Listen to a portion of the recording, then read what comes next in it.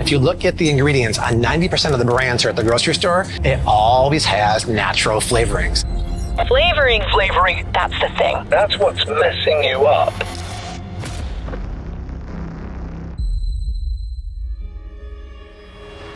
Americans add nearly 600 million pounds of flavorings to food every year, everything from your syrups to your spices to your sauces. And a lot of those foods are marketed towards kids, especially something like this little, quote, fruit snack has a lot of these flavorings in it. We see it time and time again from all the studies. Artificial flavorings have a very negative effect on children's behavior. There's enough science now to show that these shouldn't be in any products ingested by humans at all. Natural flavorings are not natural. It's basically about as artificial and unnatural as possible. If synthetic flavorings are having a small but real effect on the population, which the data seems to suggest they do, that is going to generally lead to a slight increase in attention problems and hyperactivity problems in children. ADHD, even autism, and, the more of these you have, the more you slightly move the population towards clinical problems. When you walk into a supermarket, there's a whole arsenal of additives designed to mislead the brain, actually interfering with the brain's and the body's ability to metabolize food. Because one of the goals of natural flavoring is to get your taste buds and your brain excited and get you hooked on the product. They know it causes cancer, and they still use it today. Today, the debate rages on as artificial flavors dominate processed foods in the United States, even as they are banned or restricted in Europe. The unavoidable fact that they're in so much of our food supply is one thing, but the dirty little secret of what these chemicals are doing to our body is another. Something you don't know about has such a huge effect on behavior. I believe that natural flavorings are one of the biggest issues and the biggest lies at the grocery store today. They are enablers of food processing business, which depends on it to create a craving for everything from soda pop to chicken soup. It is Willy Wonka and his chocolate factory as a multi-billion-dollar industry. Before Doritos, Dr. Pepper, and all those other processed foods you just can't help binging on, food was pretty healthy, but bland. At least by today's standards. Potatoes tasted like potatoes, bread tasted like bread, you get the idea. The only flavorings that existed were natural spices like cinnamon, pepper, and salt. But then, in 1851, scientists created the world's first artificial flavorings. By the late 1800s, there were a total of 20 basic artificial flavors on the market, and they were being used in a bunch of drinks and candies that were quickly gaining popularity. But even then, they were more novelties than something you ate every day. That all changed with the start of World War II. Ever tried to keep an entire family happy eating one simple cooked meal? There's always going to be someone who doesn't eat onion or hates mashed potatoes. Now imagine trying to keep your entire army, millions of soldiers, happy with this. There were no fridges or ovens on the front lines in World War II, so soldiers were given these delicious rations of canned beef or bacon, canned biscuits, coffee, sugar, and some salt. Yum! Now, imagine eating that exact same thing 3 times a day, for months and months on end, while fighting a war. Yeah, it sucked. Within days, most of the soldiers would start complaining, stop eating, and quickly lose morale. And as Napoleon said, the army marches on its stomach. So if the US military couldn't figure out a way to give these soldiers better tasting food, they would lose the war. Who are you talking to? What you mean, man? You always keep sneaking on me, man. What? Who got you smiling like that? I'm just talking to Bridget. Who the hell is Bridget? I told you an app. Look, man, if you're not about to give me $25 to $250 with no hidden fees, and you're gonna let me pay you back whatever I want, I'm gonna keep talking to Bridget. Now, look, man, go on, man. Look, go get the app. I love you, Bridget.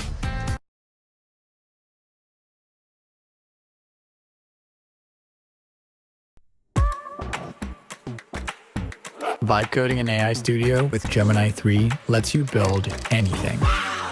Build entirely new experiences. Create apps that see. Make tools that listen. Build apps with a single prompt. Get inspired. Tell me what you want to do.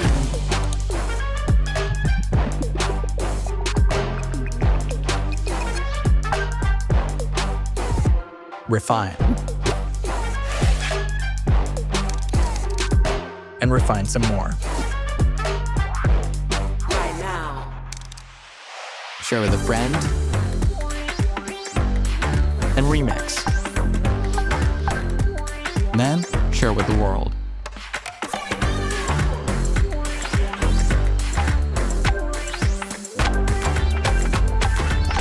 Bring anything to life.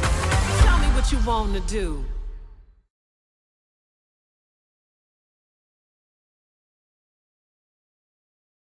These were soldiers who were used to eating 3 square meals a day, cooked by their loving wives or mothers. How was the military supposed to replicate stews and roasts in a tin can? You try canning roast chicken and trying it after it sat on your shelf for a few weeks. It's not a great experience. And that's when it hit them. Artificial flavorings. Freshly made macaroni and cheese might not last more than a day or two, even if it's refrigerated. But pasta in cheese-flavored sauce? Especially when the cheese flavor was nothing more than chemicals that could last for years without going bad? Winner, winner, mac and cheese dinner.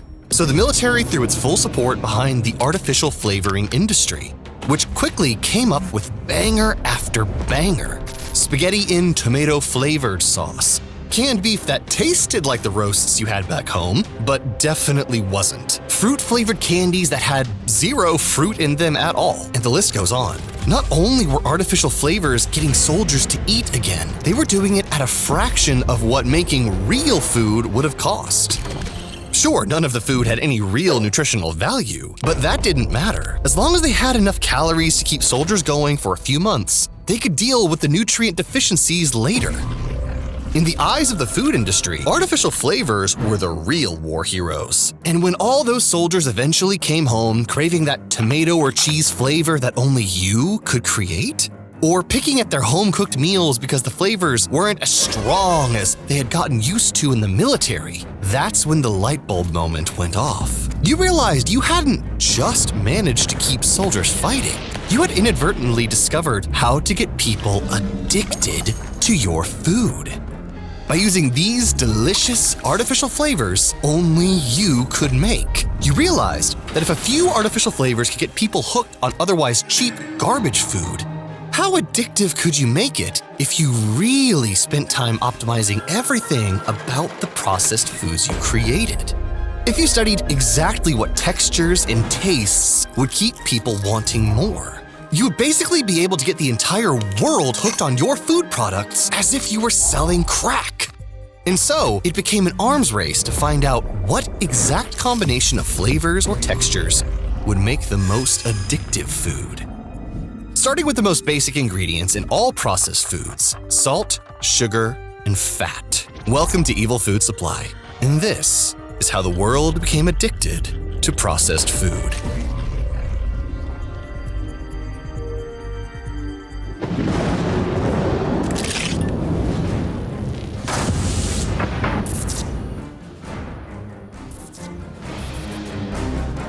And really fast, one group that's actually fighting back against big food right now is the law firm Morgan & Morgan. They've just filed a first-of-its-kind lawsuit against behemoths like Kraft Heinz Company, General Mills, Coca-Cola, and others.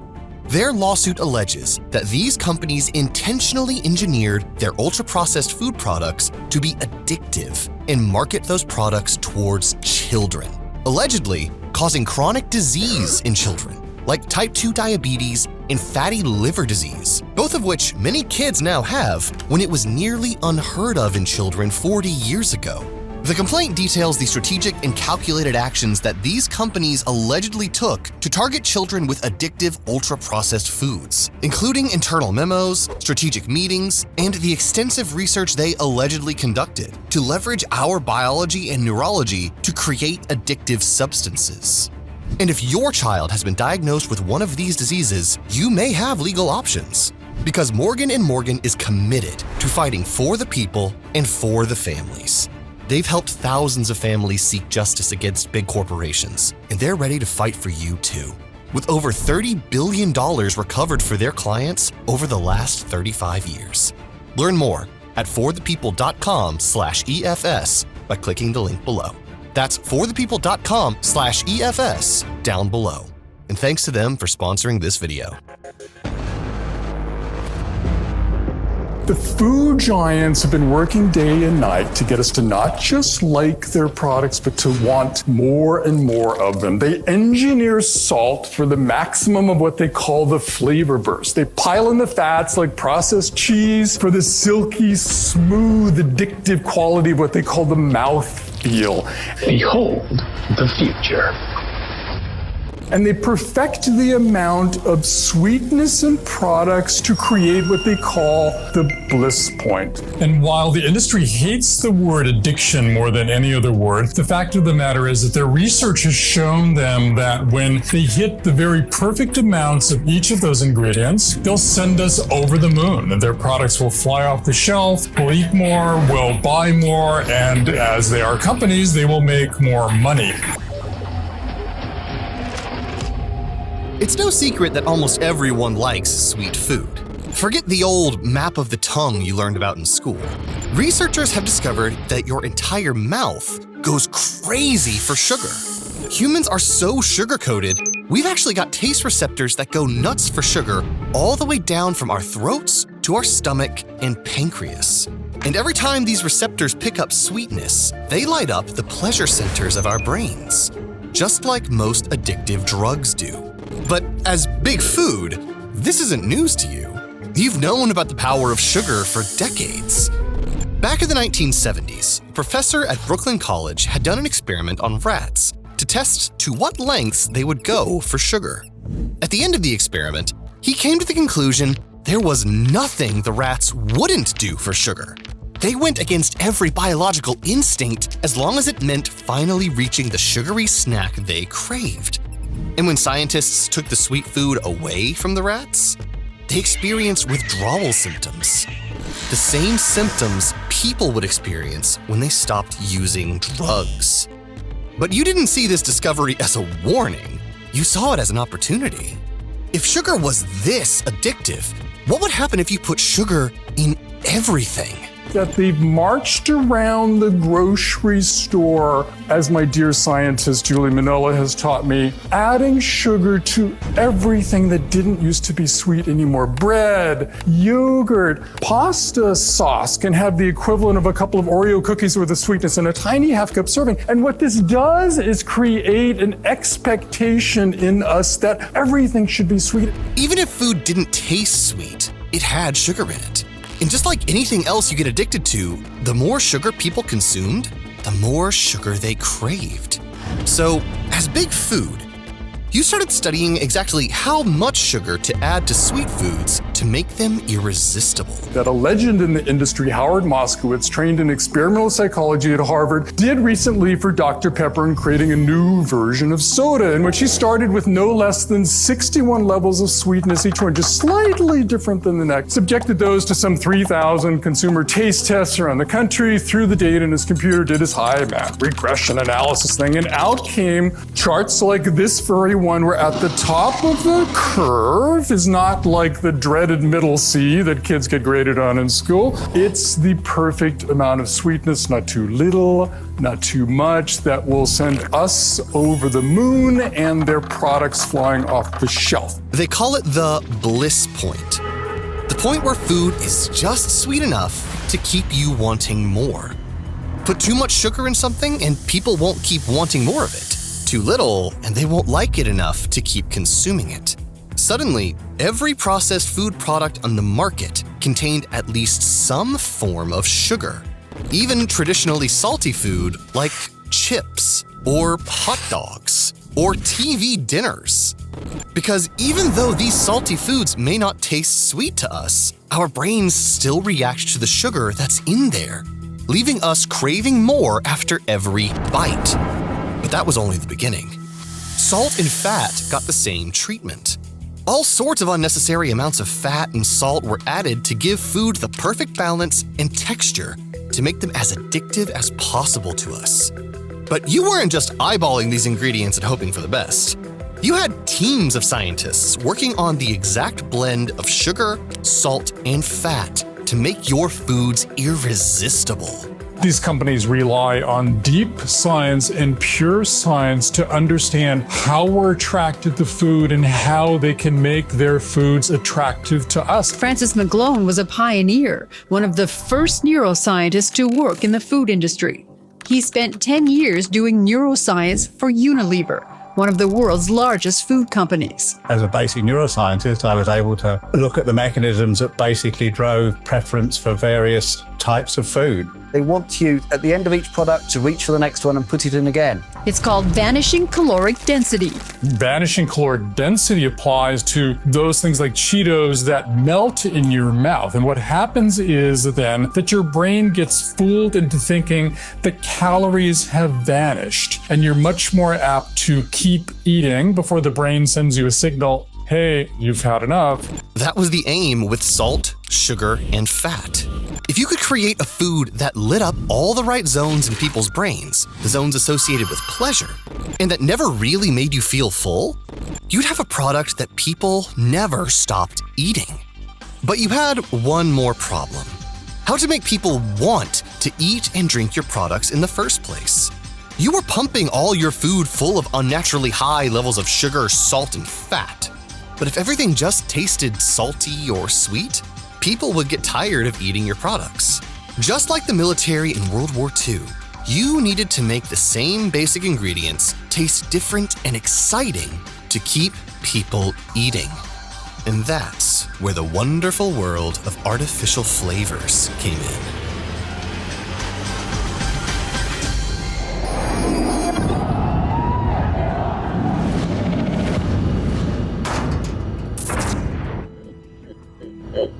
Got a pile of clothes you never wear anymore?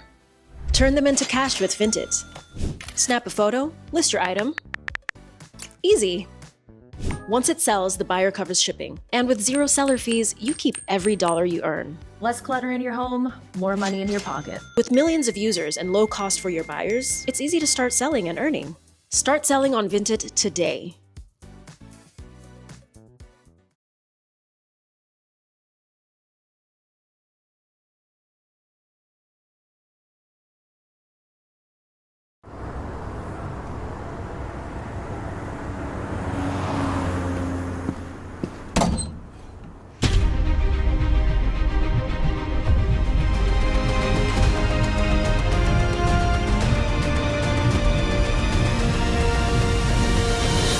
Don't know where to start? Thumbtack knows. Get recommendations for all your home projects. Hire the right pro today.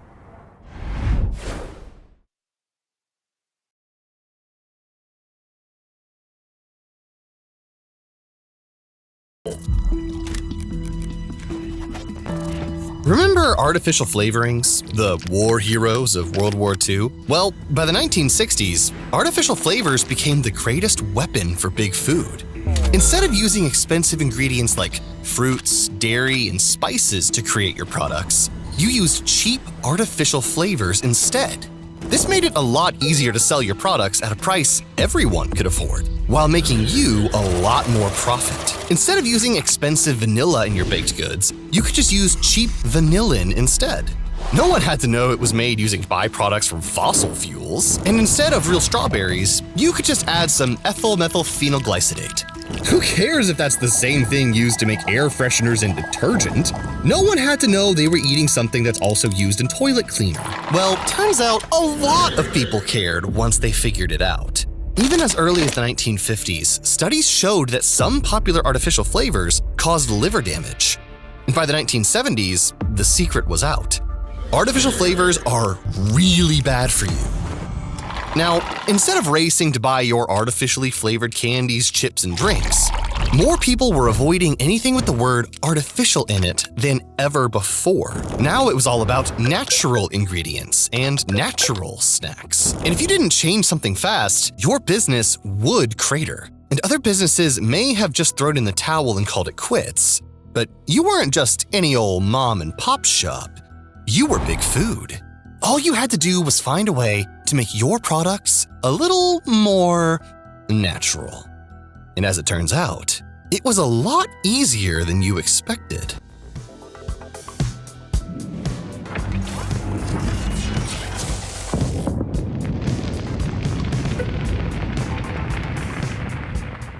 Imagine biting into your favorite strawberry-flavored snack. That sweet, fruity taste. It's natural, right? Delicious! Well, that's what it says on the label. No artificial flavorings. Natural flavorings only. Almost makes you think they just squeezed some strawberry juice into your snack and boom, a burst of delicious, healthy flavor. Yeah, not so much. Because in many cases, that sweet, juicy strawberry taste that's labeled natural comes from a bunch of not-so-natural chemicals combined with castoreum. And that's not some fancy plant extract or strawberry essence, by the way. Castoreum is secreted by the castor sacs near a beaver's anus. Wait, what? Yes, you heard that right. The castor sacs near a beaver's anus. Up until the 1980s, castoreum was one of the main ingredients used to create natural strawberry flavorings. So if you grew up in the 80s eating Frankenberry cereal or any other naturally flavored strawberry products, chances are you probably got a little beaver butt juice with every bite. But even if you took the time to read the ingredients in your favorite childhood cereal, you would never actually find any mention of castoreum or beaver butt juice at all, because it would simply be hidden in the ingredient natural flavorings. Even though they may take something that is naturally derived, it could have been a compound from an apple, for example, and not the actual apple. And then once they get that certain compound from whatever they're taking it from that's naturally derived, they then can alter and do things within a lab setting and still call it natural flavors. And that's exactly how Big Food wanted it. You see, once everyone realized how bad artificial flavorings are, and Big Food realized it needed to go natural or go broke, Big Food came up with a genius solution to the flavoring problem. You see, the FDA doesn't have a legal definition for the word natural. And when it comes to natural flavorings, the only real rule is that just one of the main ingredients needs to come from some or other natural source, like a plant, animal, fruit, or vegetable. They're plotting how to move the flavors they find in this grove to your supermarket shelf and then on to your stomach. I can see it in a sport drink. I can see it in a flavored water. When they find something they like, they extract its flavor molecules from the fruit on the tree. Then back in the lab, they mimic Mother Nature's molecules with chemicals. Essentially what you do is you take whatever this smells like and copy it. And then I suppose you could, if you choose to, you could quote unquote improve on it. So basically, you could take any sort of natural juice or essence, even if it comes from a genetically modified plant, process it beyond recognition, add between 50 and 100 artificial chemicals to it to make it taste the way you want, process it some more until it's basically exactly the same thing as your artificial flavors, and then sell it to the masses as natural while marketing your new product as healthier than ever. And to no one's surprise, your new strategy worked. Who could resist the delicious, too good to be true artificial taste of banana when the label literally tells you it's natural? And who was going to question why their new natural butter popcorn tastes exactly the same as the old artificially flavored one? It says natural flavor on the box. Obviously, there's just real butter in here, right? Big Food had pulled off the hoax of the century, convincing billions of people around the world that your natural flavors were actually natural. You even managed to convince people that your zero-calorie natural sweeteners were perfectly safe to use and just as delicious as real sugar. And with nothing standing in between you and lab-grown flavors anymore, you were free to make your products even more addictive than before. And because these processed foods taste sweeter, saltier, more umami than natural food ever could, while being cheaper, by 2018, nearly 60% of all the food Americans ate are ultra-processed foods.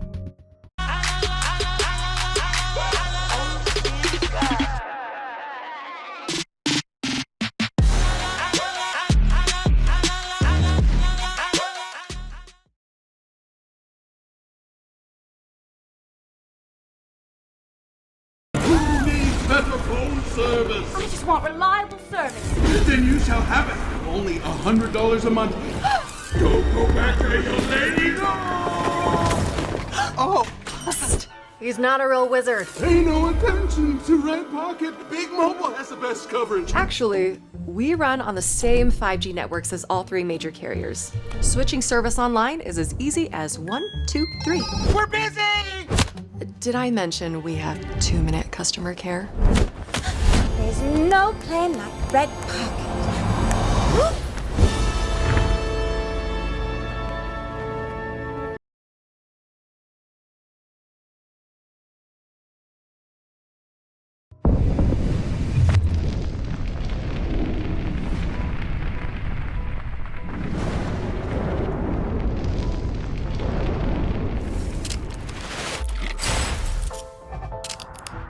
Yeah, well, for me, I'll be spooning or reaching or whatever, and I'll be thinking, I've got to stop, I've got to stop, I've got to stop, and I just don't stop. Her name is Pat, and she's a food addict. I was desperate when I was a food addict. It was really, really devastating, and I felt powerless and ashamed, and it was horrible. Her kitchen is a battleground, every meal a challenge to remember that for her, even a taste of sugar can set her back. Seeing food will trigger it. Advertising for food will trigger it. These foods are so addictive, so appealing. There are many food addicts who say that even long after it started causing us misery, we still couldn't stop. It becomes hardwired, and it's very hard to overcome. In scientific studies, most rats will choose sugar over cocaine when offered both products.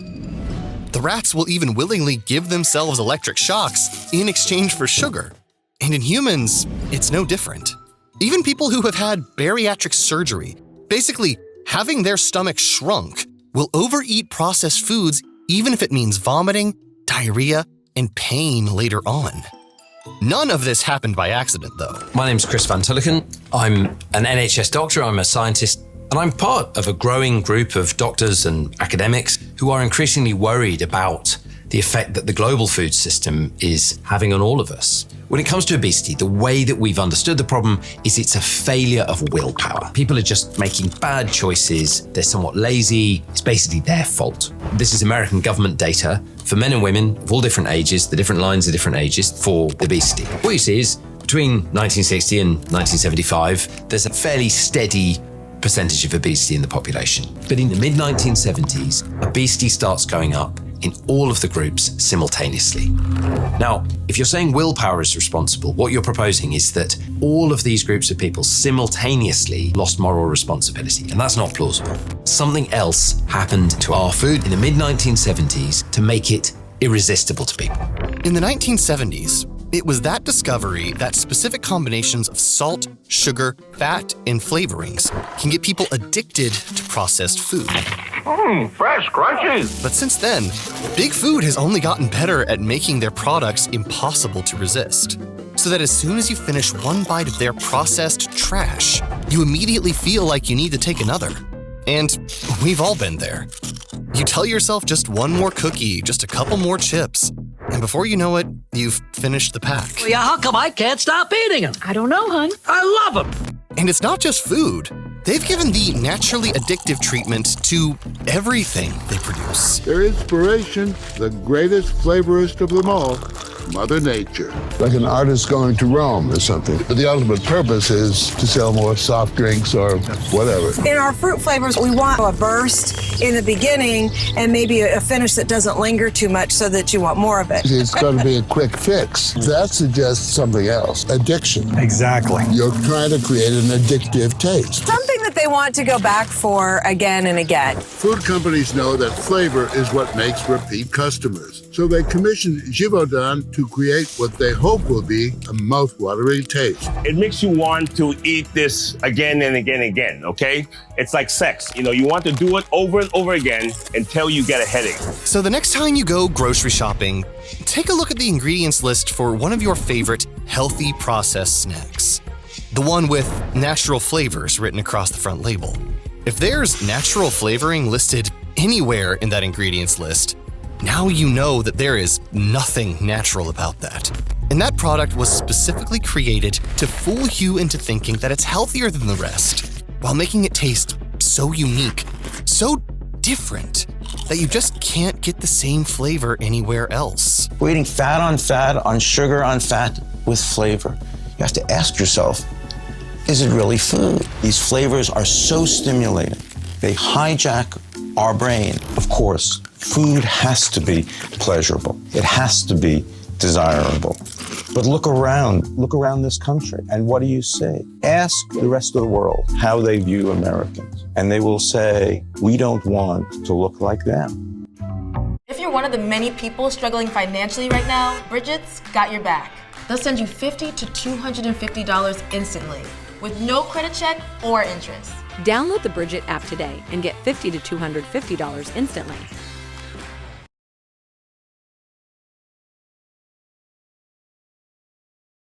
I was born with my skull on the outside of my head, formed into a crown. My mother took one look at the bone crown and refused to name me. The pack elders said I was a curse made flesh. My father, the Alpha, ordered me hidden from sight. If the other territories see her. Ultra-processed food is industrially processed, and its purpose is to make profit. More than half of our calories are coming from ultra-processed foods, items highly manipulated and filled with chemicals. Ultra-processed foods, they are everywhere. One of the most common side effects today, because of these ultra-processed, ultra-flavored foods, is magnesium deficiency.